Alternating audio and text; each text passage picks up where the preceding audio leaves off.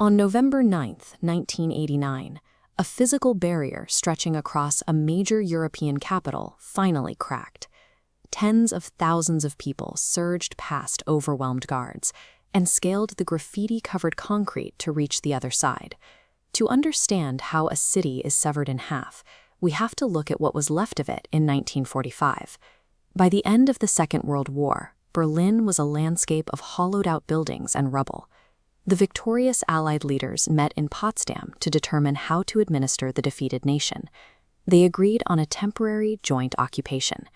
Germany was carved into 4 administrative zones, controlled by the United States, the United Kingdom, France, and the Soviet Union.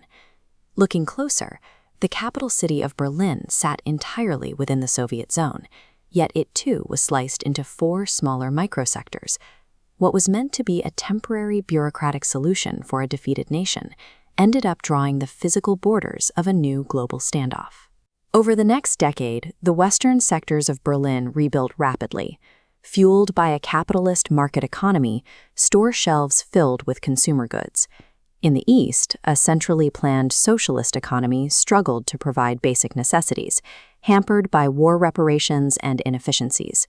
Facing lower living standards and political repression, East Germans began to leave. Because the border within Berlin was still relatively porous, citizens could simply take a subway or walk into West Berlin. By 1961, roughly 3.5 million people had fled, draining the country of its workforce. The East German government responded in the dead of night on August 13, 1961. Under the glare of harsh spotlights, soldiers unspooled thick coils of barbed wire across the city's cobblestone streets. They tore up tram lines, ripped through asphalt, and barricaded doors. The open city was permanently closed overnight. The regime officially called the barricade an anti-fascist protection rampart. But the military defenses, the anti-vehicle trenches, and the beds of nails all pointed inward. The barrier was built to stop the country from bleeding out its own population. Over the decades, the barrier hardened into 155 kilometers of concrete. West Berlin adapted to its status as an enclosed island, operating as a vibrant democratic outpost entirely surrounded by hostile territory. Life on the eastern side required navigating constant scarcity. The state guaranteed jobs and housing, but tightly restricted consumer choice.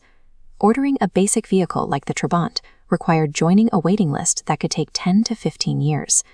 To maintain order and suppress political dissent, the state relied on the Ministry for State Security, better known as the Stasi. This data visualization compares the massive network of Stasi surveillance against the general population. With an estimated 91,000 full-time employees and 189,000 civilian informants, the ministry infiltrated nearly every level of society. Neighbors, colleagues, and even family members were recruited to report on each other.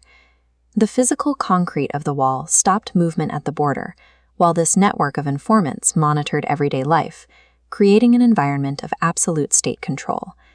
The border itself remained highly volatile. Because it marked the direct dividing line between the Warsaw Pact and NATO, a minor diplomatic dispute here carried the immediate risk of nuclear war. In October 1961, a dispute over access rights escalated into a standoff at Checkpoint Charlie. American M48 Patton tanks and Soviet T-55s faced off with loaded guns, separated by mere yards. This cross-section diagram shows the subterranean escape efforts of West Berlin students, out dirt in flour sacks, tunneling deep beneath the guarded death strip, the tank traps, and the patrol towers above, finally breaking through into an East Berlin outhouse. Over 2 nights, 57 people crawled through this narrow passage to safety. Others took to the sky. In 1979, the Strelzik and Wetzel families secretly purchased small amounts of taffeta and nylon to sew a 4,000 cubic meter hot air balloon. They launched it in the middle of the night, drifting silently over the defenses while police searchlights scoured the ground below. Every successful crossing was a deep ideological blow to the East German regime. They demonstrated that the desire for self-determination remained stronger than the immediate threat of death. By the late 1980s, the Soviet bloc was facing severe economic stagnation. Neighboring countries like Hungary began opening their borders, and hundreds of thousands of East Germans took to the streets in Leipzig and Berlin demanding political reform. Hoping to relieve the mounting pressure, the East German government drafted new travel regulations. On the evening of November 9, 1989, Politburo member Günter Schabowski was tasked with announcing them. During a live televised press conference, Schabowski stumbled through a confusing memo. When a reporter asked when the new rules allowing citizens to travel west would take effect, Schabowski checked his notes and mistakenly replied, "Immediately, without delay." The broadcast reached thousands of East Berliners, who immediately marched to the border checkpoints. They demanded that the heavily armed, confused guards open the gates, citing the televised announcement. A multi-billion-dollar architecture of military oppression was defeated in a matter of hours. The breach was triggered not by an invading army, but by a clerical error and undeniable collective human pressure.